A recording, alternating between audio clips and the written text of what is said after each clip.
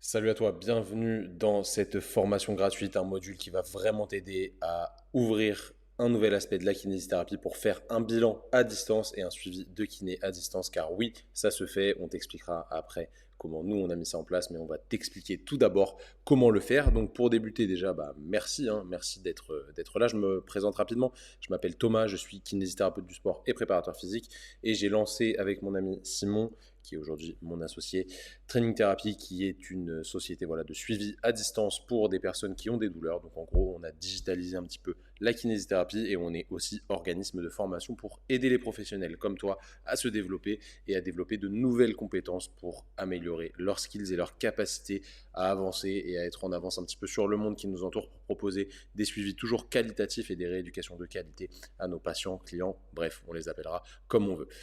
Comment faire du suivi à distance? Bon, aujourd'hui, ce qu'on va te présenter, c'est un petit peu spécial. Le but derrière tout ça, c'est de ne plus être dépendant de la sécurité sociale et de créer quelque chose de non conventionné, hors nomenclature, pour aider les personnes qui s'en donnent les moyens et qui en ont vraiment envie à s'en sortir avec un suivi qui utilise juste nos compétences de kiné, mais en le digitalisant, comme j'ai pu le dire tout à l'heure.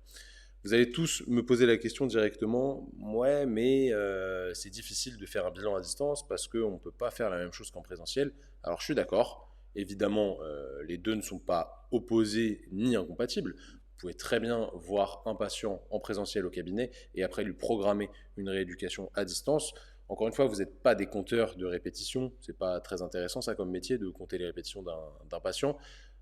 1, 2, 3, non, c'est vite pénible quand même. Donc je pense que si les patients peuvent faire leurs exercices à la maison, c'est quand même mieux, mais il va falloir apprendre à les driver à distance, à ce qu'ils suivent quelque chose de vraiment pertinent. Il faut utiliser les bons outils pour ça et les bonnes méthodes de développement de ces programmes d'auto-rééducation à distance. On a plein de données d'ailleurs de la littérature aujourd'hui qui nous montrent que tous ces autoprogrammes de rééducation fonctionnent très bien lorsqu'ils sont spécifiques à la personne et lorsqu'ils sont utilisés avec les bons outils digitaux. L'adhérence thérapeutique est même meilleure qu'un programme réalisé au cabinet sous la supervision d'un kiné et du coup les résultats sont un petit peu mieux et oui c'est significatif, vous pouvez aller regarder les études là-dessus, ça fonctionne très bien. Donc en réalité notre bilan, qu'on le fasse au cabinet ou à distance, vous le savez très bien, il se base sur une anamnèse bien menée, c'est le plus important, c'est ça qui prime, une anamnèse bien menée. Vous prenez toutes les informations dont vous avez besoin, qui sont pertinentes à vos yeux selon le patient que vous avez face à vous, pour savoir quand est-ce qu'il a mal, comment il a mal, est-ce qu'il y a des drapeaux rouges à exclure, est-ce qu'il y a des drapeaux jaunes à inclure pour gérer un petit peu son côté cognitivo-comportemental. Quand est-ce qu'il a mal, je l'ai déjà dit, où est-ce qu'il a mal de manière assez précise, évidemment, quelles sont les activités qui lui créent sa douleur, depuis quand il a mal pour savoir si c'est chronique, aigu, bref, je ne vais pas vous apprendre aujourd'hui à faire de la kinésithérapie, à faire un bilan de kiné, vous savez le faire, et en réalité, ça, les questions que vous posez en présentiel à votre patient, c'est les mêmes questions que vous posez à distance. Il n'y a aucune différence là-dessus. Donc ne vous prenez pas la tête à vouloir changer votre anamnèse quand vous faites un bilan à distance. Ce sera exactement la même chose qu'un bilan en présentiel. Pour l'anamnèse, il n'y a aucune différence. C'est des questions que vous posez au patient. Vous lui demandez où est-ce qu'est localisée sa douleur. Vous lui demandez tous ses antécédents. Vous pouvez très bien le faire à distance comme en présentiel avec des outils digitaux comme Zoom, Skype, WhatsApp, peu importe. Une fois que vous êtes en visio face au patient, il n'y a aucune différence.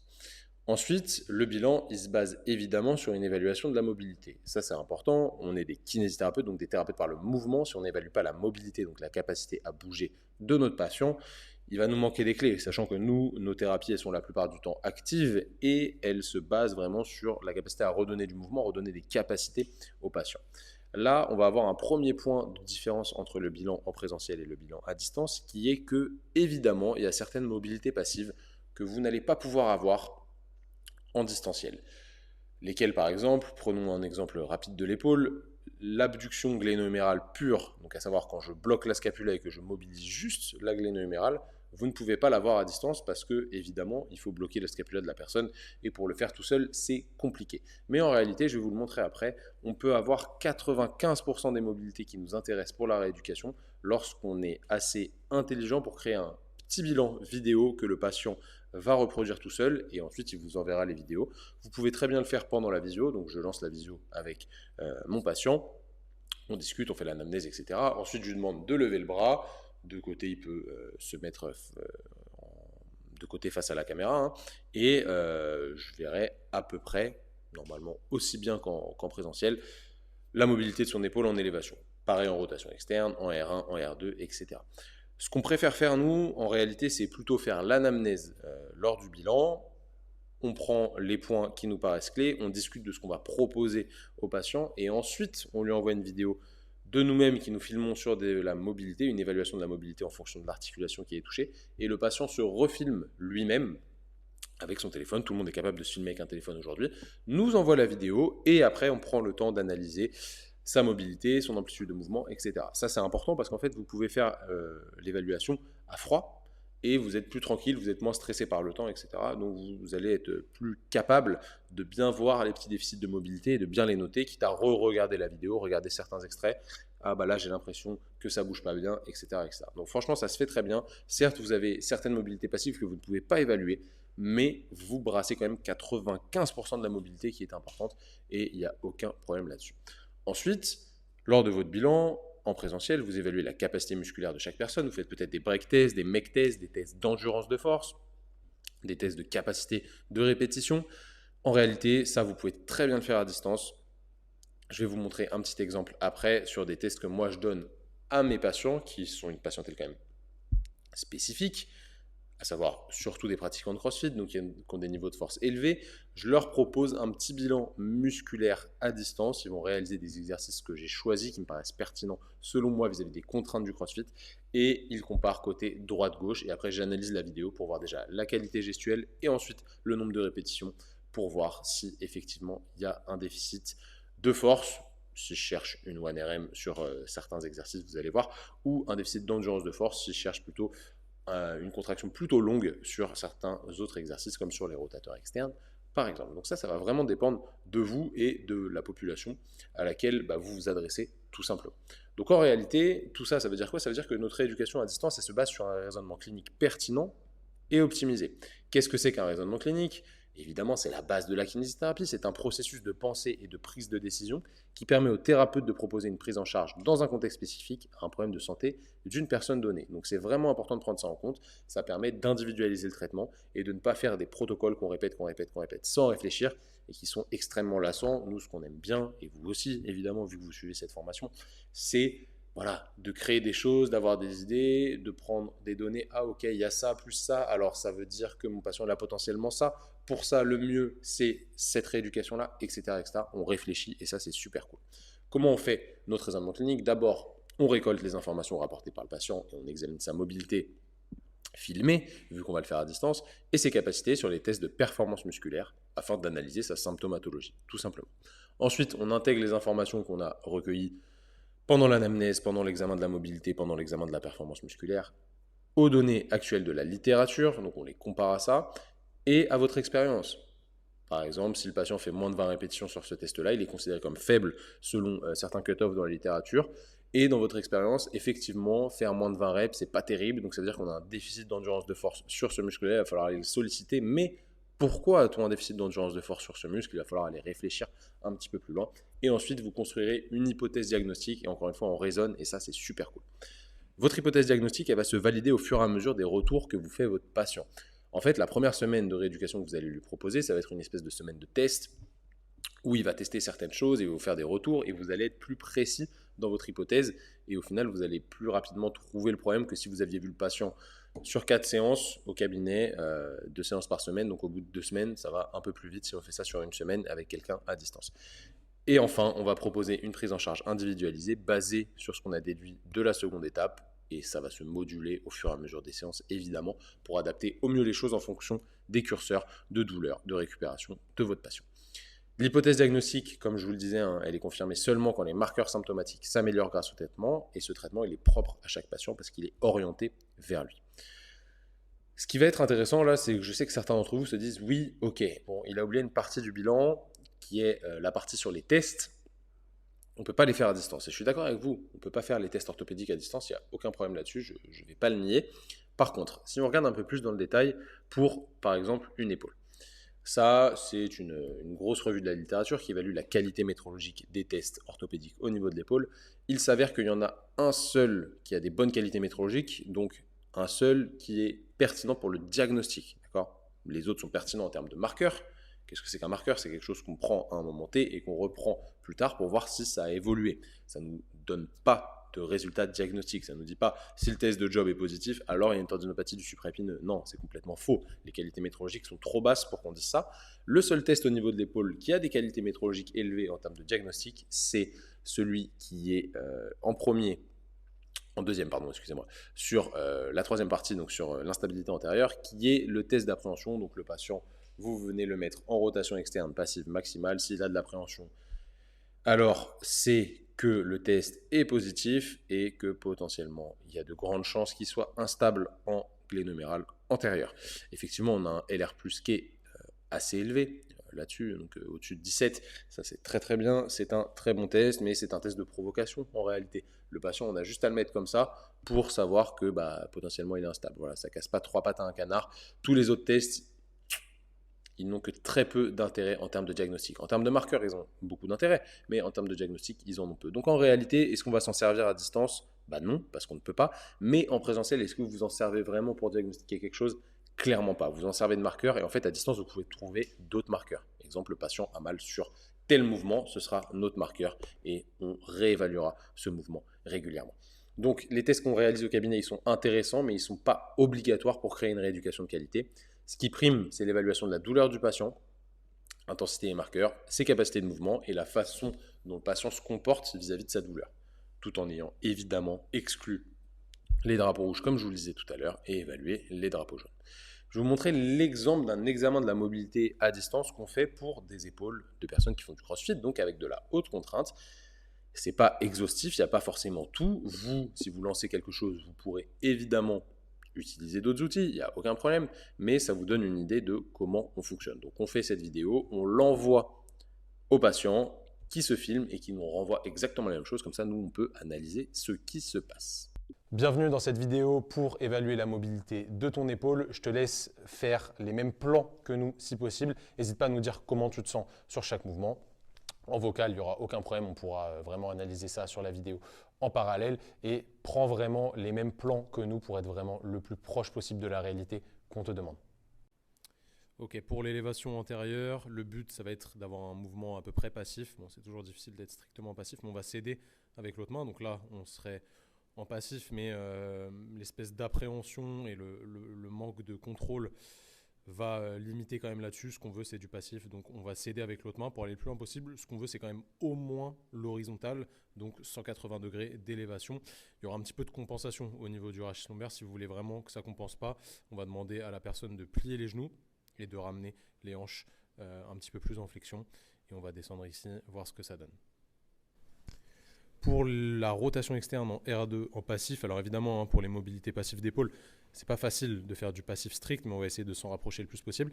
L'idée, c'est de garder le coude posé au sol avec l'épaule quand même assez poussée vers l'avant. Si Simon il commence à trop décoller son épaule ici, ce sera plus bon. Et on voit ce que ça donne en termes de mobilité. Là, c'est trop haut, c'est sûr que ça passe pas. Donc sur l'amplitude du dessous, on était pas mal. On veut au moins 90 degrés. Là, il a dépassé les 90. On doit être à peu près à 100. Ça nous donne une bonne idée de la rotation externe passive. Pour la rotation interne, on va venir le tester à 90 degrés de flexion et 90 degrés de flexion de coude aussi. Et on va venir en passif faire le sleeper stretch, on appelle ça. Et on va mesurer l'angle qu'il reste soit entre le sol et la main, soit entre la verticale et la main. Ce qu'on veut là-dessus, c'est au moins 45 degrés. Donc normalement, en gros, on doit dépasser le sternum sur cette rotation passive. Pour l'élévation antérieure active, on va demander à lever le bras avec le pouce vers l'arrière, donc position neutre au niveau du poignet, ce qui va nous mettre dans une légère position de rotation externe. Et on va regarder ce qui se passe entre l'angle que font les thoraciques et l'humérus. Donc là, on n'a pas 180 degrés, on va être à 165, 170. On fait un bras puis l'autre. Comme ça, on regarde surtout la différence entre les deux, c'est ça qui va le plus possible être pertinent pour nous. Et on regarde vraiment l'axe entre les thoraciques qui sont un petit peu inclinés vers l'arrière et le bras. Parce que là, on pourrait avoir l'impression d'avoir 180, mais en vrai, on n'a pas les vrais 180. Pour la rotation externe en R1, on va coller le coude au corps. On va se mettre soit en position neutre au niveau de l'avant-bras, soit en supination. Ça va vraiment dépendre de ce que vous voulez évaluer. Sachant qu'en supination, le biceps sera plus relâché, donc normalement, vous irez plus loin. et on va demander à la personne de voir si la différence entre les deux côtés est notable. Ce qu'on veut là-dessus, c'est généralement 45 degrés. Après, si vous avez des personnes qui sont très solides du haut du corps, avec vraiment une chaîne antérieure très très balèze, ça va être forcément difficile d'aller chercher plus que 30 degrés. Donc ce ne sera pas forcément problématique, il faut recontextualiser vis-à-vis de chaque personne que vous avez en face de vous. Pour la rotation externe, on va se mettre en R2, donc 90 degrés d'abduction, 90 degrés de flexion de coude, et on va aller chercher la rotation externe maximale sans que l'épaule parte trop vers l'avant et sans que la scapula s'antériorise trop. Et on va regarder ce que ça donne. Là-dessus, on veut au moins 90 degrés. Évidemment, vous comparez les deux côtés. Pour la rotation interne en R2, on va se mettre à 90 degrés d'abduction, 90 degrés de flexion de coude et on va aller chercher à baisser la main le plus bas possible sans que l'épaule s'antériorise, sans qu'on tilte complètement au niveau du tilt antérieur au niveau de la scapula. Et on va chercher au moins 45 degrés de rotation sans fléchir le poignet. On reste vraiment dans l'axe, on veut 45 degrés de rotation interne et évidemment, on compare au côté opposé. Pour la rotation externe à 90 degrés de flexion et 90 degrés de flexion de coude, on va partir dans cette position, on va faire notre rotation externe. Ce qu'on veut là-dessus, c'est au moins 90 degrés. Si on peut aller un petit peu plus loin, c'est quand même plus safe pour tous ceux qui font des positions de front track. Ça reste super pertinent. Et évidemment, on compare au côté opposé. Ce qu'on veut, c'est que le coude ne rentre pas trop vers l'intérieur, que le bras reste en soi à 90 degrés d'élévation. C'est ça qui nous importe le plus. Pour la rotation interne main dans le dos, donc c'est un exercice qui va être un petit peu plus fonctionnel parce qu'on va évaluer la rotation interne certes, mais il y aura aussi la mobilité de la scapula. On va demander à la personne de mettre la main dans le dos. Évidemment, ça va être difficile de savoir si c'est la rotation interne qui prime ou le mouvement de la scapula, mais nous, ce qu'on va noter, c'est l'étage vertébral. Donc on va avoir fesses, ensuite sacrum, ensuite L5, T12 et T7, voire plus pour ceux qui arrivent à aller plus haut. Et évidemment, le plus important est de comparer au côté opposé. Pour les rotations articulaires contrôlées au niveau de l'épaule, on va partir en élévation avec une légère adduction. Donc on va rapprocher un tout petit peu la main du sternum au départ. Et ensuite, on va se remettre dans le plan pour aller chercher une élévation maximale. N'oubliez pas que vous êtes en rotation externe là-dessus. Une fois qu'on est bloqué, la main va passer en pronation et l'épaule en rotation interne pour aller chercher le plus loin possible vers l'arrière. C'est souvent ce passage qui est problématique, extension, rotation interne, c'est souvent difficile. Et c'est là où on va aller chercher un maximum d'amplitude vers l'arrière. Une fois qu'on est retourné au niveau de la fesse, on repart en marche arrière, donc rotation interne, extension. Ça va bloquer un petit peu plus tôt. On repart en rotation externe, toujours dans le contrôle. Ce qui est important, c'est d'évaluer les moments où ça peut potentiellement être gênant ou douloureux. C'est ça qui prime. Qu'est-ce qui pose problème, quelle rotation, quelle direction de mouvement pose problème, et on compare évidemment au côté opposé. Pour les rotations articulaires contrôlées au niveau de la scapula, on va poser la main le long de la cuisse. Vraiment, il faudra veiller à ce que ça reste le long de la cuisse, c'est ça le plus important. Et vous pouvez très bien évaluer les deux côtés en même temps ou faire l'un après l'autre, il n'y a pas de souci là-dessus. Par souci de temps, vous pouvez faire les deux, hein. C'est vous qui adaptez au mieux. L'idée, ça va être de faire de l'adduction scapulaire, comme Simon fait ici, ensuite de l'élévation sans décoller les mains des cuisses, de la protraction, donc là elle va partir vers l'avant, de l'abaissement et de l'adduction pour finir, et on se retrouve dans la position du départ. Et après on fera l'inverse, abaissement, protraction, élévation, rétraction, et on déplie vers le bas. Pour la rotation articulaire contrôlée de la scapula en overhead, on va venir tendre le bras au-dessus de la tête, poing fermé, vraiment coude tendu, et on va essayer de faire mobiliser la scapula dans toutes les directions possibles. Donc là, on est sur l'adduction, abaissement, protraction, élévation, donc fin de sonnette latérale, abaissement, abaissement, adduction, protraction. Voilà, il faut que ça tourne.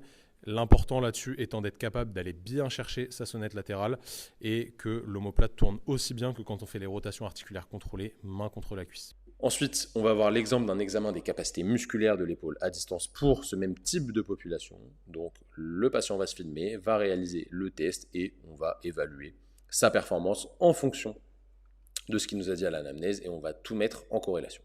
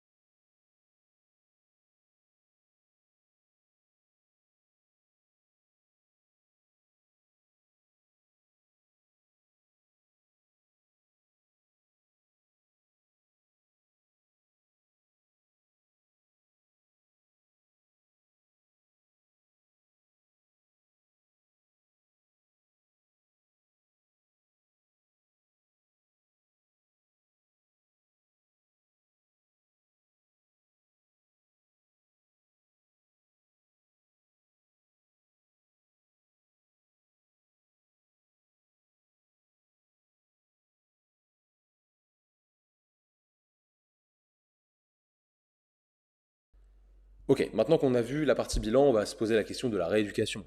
À distance, clairement, on ne peut pas manipuler le patient. C'est dommage, ouais, je suis d'accord, c'est dommage, c'est toujours intéressant les thérapies passives, mais on va voir que quand même, il y a peut-être mieux à faire.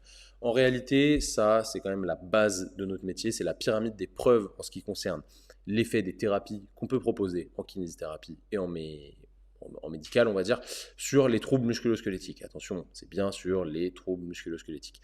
Le plus important, strong evidence, et c'est le truc qui est le plus important et qui est le plus prouvé, il y a le plus de preuves dessus sur l'efficacité de ce traitement, c'est les exercices actifs, donc le fait de bouger. Ça, vous n'avez pas besoin d'être avec le patient pour qu'il bouge, donc hop, déjà à distance, ça peut très bien se faire. Deuxièmement, c'est tout ce qui est pharmacologique, antidouleur, anti-inflammatoire, etc. Ça fonctionne sur le court terme de manière modérée, de toute façon, ça, c'est pas dans notre champ de compétences, donc on peut l'enlever. Ensuite, tout ce qui est psychosocial, évidemment très important, et je vous garantis, ça je vous fais parler de mon expérience là-dessus, que en réalité vous discutez bien plus avec les gens à distance, ils s'ouvrent bien plus à vous et vous rentrez dans des sphères cognitives bien plus intéressantes avec des messages réguliers, etc., où vous êtes plus proche de leur réalité de tous les jours qu'en présentiel. En présentiel, vous êtes pressé par le temps, encore une fois, une séance de kiné c'est 16,13 €, vous êtes pressé, vous avez envie d'aller vite. C'est malheureusement le cas, c'est la réalité. Tout va vite aujourd'hui. Le patient d'après, il arrive dans une demi-heure, etc. Vous n'avez pas forcément le temps de beaucoup discuter avec votre patient. Vous êtes sur le plateau, des fois, il n'ose pas parler, etc. Il y a des gens à côté. Donc, c'est mieux à distance. Sincèrement, c'est mieux à distance. Ensuite, la thérapie manuelle, effet limité. Ça, à distance, vous ne pouvez pas le faire. Mais rien ne vous empêche de renvoyer votre patient chez un confrère qui fait que du passif ou une consoeur. Et ça se passera très bien. Ensuite, éducation. Moi, je l'aurais mis en premier, évidemment. Mais ça va avec tout ce qui est aspect psychosocial. C'est à vous d'éduquer votre patient, de discuter avec lui, de lui montrer ce qui est bien, ce qui est moins bien pour sa pathologie. Et de l'éduquer tous les jours. Vous lui répétez des choses par message. Ça passe très, très, très, très bien. Self-management, évidemment, et ensuite thérapie alternative, le haut de la pyramide, ce qui sert le moins, ça, c'est même pas la question, on s'en fiche un petit peu. Donc en réalité, comment faire du suivi à distance? D'abord, vous bilantez votre patient pour raisonner. Pourquoi cette personne a mal? Quels sont les facteurs qui jouent sur sa douleur? Est-ce que c'est le mouvement? Est-ce que c'est plutôt son poste de travail, ça va être adapté. Est-ce que c'est plutôt quelque chose de cognitivo-comportemental? Est-ce que c'est ses antécédents? Est-ce que la génétique joue là-dedans? Bref, ça, vous faites le même bilan qu'au cabinet. Il y a plein de marqueurs à prendre et vous voyez ce qui ressort le plus. Évidemment, si c'est le mouvement qui ressort le plus, tant mieux. C'est là où on va être le plus efficace en tant que kinésithérapeute. Ensuite, quelle arme contre la douleur semble la plus adaptée? L'isométrie, le mouvement dynamique, les mouvements répétés, le renfort, la mobilité, bref, il y a plein d'armes, même le travail aérobie, etc. À vous de choisir les bonnes au bon moment. Quelles qualités physiques sont diminuées? Ça, vous le voyez avec votre bilan de la performance. Et ensuite, vous priorisez les objectifs en fonction. Qu'est-ce que je dois faire d'abord? Est-ce que je dois renforcer mon patient vis-à-vis des contraintes qu'il subit au quotidien? Ou est-ce que je dois d'abord diminuer sa douleur? Ou est-ce que je fais un petit peu les deux en même temps? Est-ce que son problème, c'est qu'il manque de mobilité par rapport à ses capacités? À vous de voir. C'est à vous de réfléchir intelligemment et à ordonner votre réflexion. Ensuite, quels sont les objectifs? Gagner en mobilité, hypertrophier, gagner en force, développer la puissance ou la vitesse. Ça va vraiment dépendre du type de patientèle que vous avez. La plupart du temps, n'oubliez pas que les gens viennent pour de la douleur. C'est très important de le prendre en compte.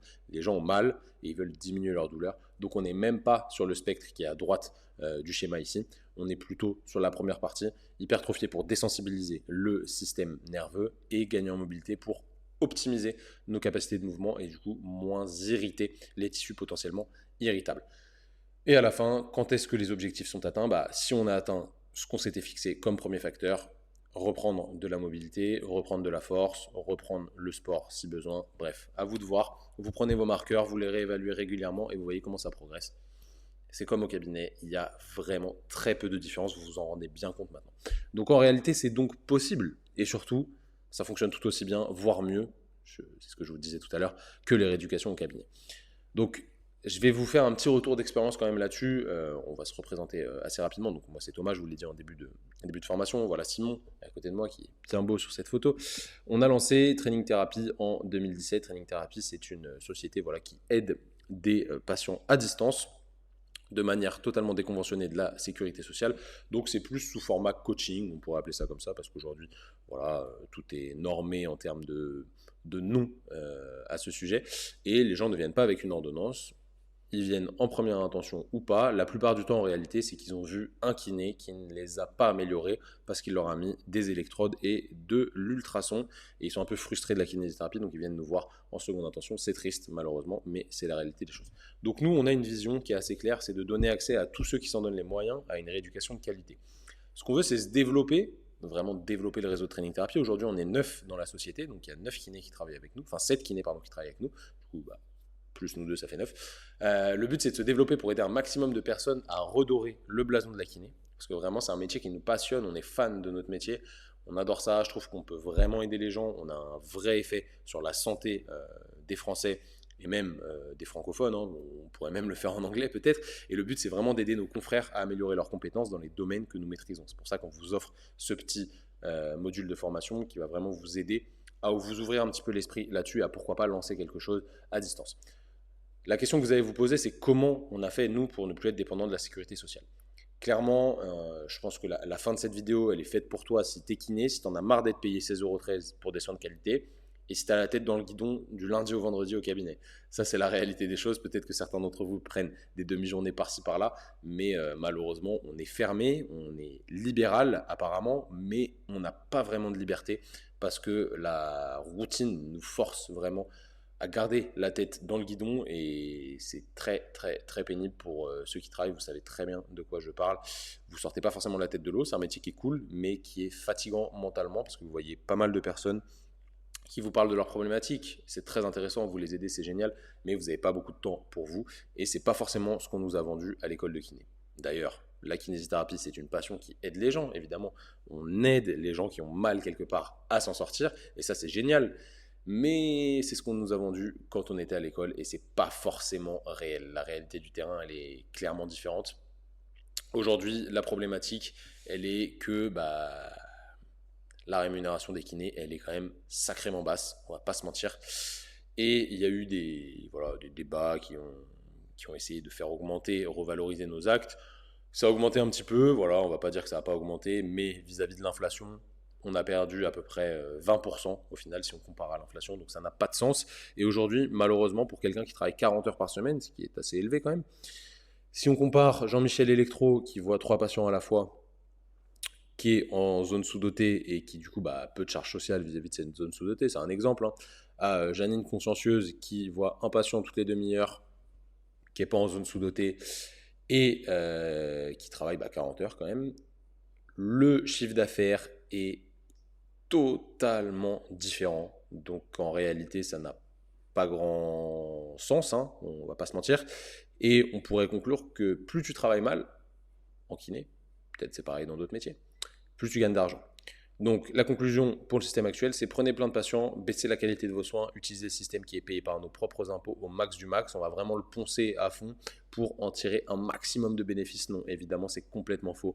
L'idée, c'est de lutter contre ça et de remettre les patients au cœur du soin, et surtout de refaire valoir nos compétences. Malheureusement, la Sécu ne nous écoute pas, donc je pense qu'il est temps de changer, ou du moins d'avoir deux systèmes qui fonctionnent différemment, mais voilà, vous pouvez très bien associer un travail au cabinet et un travail en nomenclature à distance, il n'y a aucun problème, ça se fait. Il y a plein de participants à nos formations qui l'ont fait, et franchement, ça pose pas de problème. Donc nous, on s'est dit à l'époque, pourquoi pas fixer nos propres tarifs, et du coup, pourquoi pas faire du hors nomenclature. Qu'est-ce que c'est que du hors nomenclature? C'est une activité non conventionnée qui n'a pas lieu à un remboursement par une caisse de sécu. C'est évidemment en lien avec notre décret de compétences. Bon, là-dessus, on ne se pose même pas la question, c'est clairement le cas. Et à côté, vous pouvez très bien rester conventionné et continuer à pratiquer des soins remboursés par les organismes sociaux. Donc ça, franchement, il n'y a aucun problème. Pour vous raconter un petit peu notre histoire, on s'est lancé, nous, en 2017, on facturait 49 € le mois. Une prog, ça nous prenait à peu près 3-4 heures, donc autant vous dire que c'était archi pas rentable, on va pas se mentir. Par contre, on avait déjà gagné en liberté parce qu'on pouvait travailler de chez nous un petit peu où on voulait. Pour ceux qui sont amateurs de voyage, vous pouvez travailler si vous êtes par exemple en Grèce, aux Maldives, en Tanzanie, peu importe, vous pouvez travailler d'où vous voulez tant que vous avez internet, et ça, c'est cool. Et petit à petit, évidemment, vu qu'on s'est fait connaître et qu'on a communiqué là-dessus, qu'on a eu beaucoup de retours de clients, etc., on a augmenté le tarif et en 2022, on est passé à 179 euros. Actuellement, on a aidé plus de 500 patients, clients, vous les appelez comme vous voulez, à s'en sortir et c'est vraiment des gens qui ont une satisfaction à 100%. On est allé au bout des choses et c'était juste génial. Merci encore à eux de nous avoir fait confiance. Ça ne cesse de grandir. On a des demandes tous les jours pour des suivis et tant mieux. On travaille pour, hein. Évidemment, ça ne tombe pas du ciel, mais c'est vraiment super cool. Donc les intérêts du suivi à distance, c'est que d'abord, vous allez gérer votre temps et vos moments de travail à votre guise. Vous allez toucher des personnes qui sont loin de vous et qui cherchent de la compétence. Et vous avez les compétences parce que vous vous formez et vous êtes bon. Si vous êtes là, c'est que vous êtes bon. Ensuite, vous allez être rémunéré à hauteur de vos compétences. N'oubliez pas que vous allez faire un bilan qui est quasi complet et une rééducation qui est complète avec une communication quotidienne. Et du coup, on brasse tout ce qui est important sur la pyramide qu'on a vu tout à l'heure. C'est vraiment important de le prendre en compte. Évidemment, il faut utiliser des outils pour ça. Il faut utiliser des outils de planification à distance pour pouvoir proposer des exercices filmés, etc. aux patients de manière qualitative. Il faut aussi communiquer pour vous faire connaître. C'est important. Les gens, ils ne vont pas se dire je crois que Jean-Guy, là-bas, qui habite près de la frontière suisse, il est très bon en kiné et il fait du suivi à distance. Non, les gens, ils ne vous connaissent pas. Et les gens ne vous connaissent pas, ils peuvent vous contacter de partout en France. Donc, il faut que vous vous fassiez connaître. Et ça, c'est important. Et ça se développe facilement aujourd'hui grâce aux réseaux sociaux.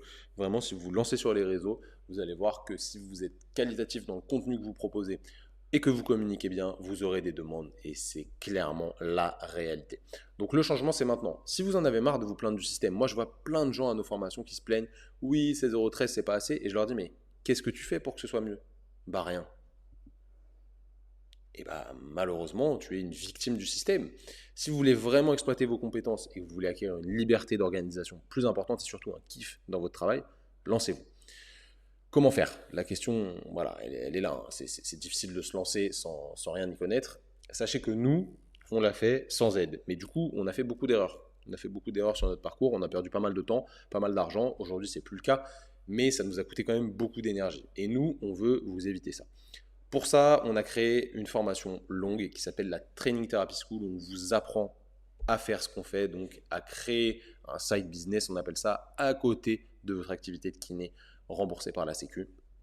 Les deux ne sont pas incompatibles, loin de là. Le but, c'est de vous apprendre à programmer à distance et surtout, plus loin que ça, vous apprendre tout ce qu'on a appris sur la kinésithérapie depuis qu'on se forme des heures et des heures par semaine depuis 2016 et qu'on est vraiment passionné par ce métier. Donc en gros, vous aurez accès à toutes nos formations, on va y revenir après, plus à des modules bien particuliers sur le développement d'une activité à distance ou en présentiel, mais hors nomenclature. Donc c'est une formation qui est longue avec beaucoup de contenu très riche et elle est faite pour vous que vous soyez débutant ou pas et que vous n'y connaissiez rien aux réseaux sociaux ou que vous soyez un boss des réseaux sociaux.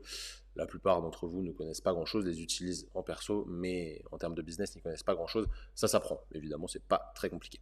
Donc qu'est-ce que c'est? C'est un programme d'accompagnement destiné aux kinés, et je le répète bien, uniquement aux kinés, qui veulent sortir de la routine du cabinet, proposer une meilleure prise en charge à ceux qui veulent s'en sortir, et augmenter leurs revenus grâce à un suivi 100% en ligne ou mixte présentiel-distanciel. Ça se fait très bien.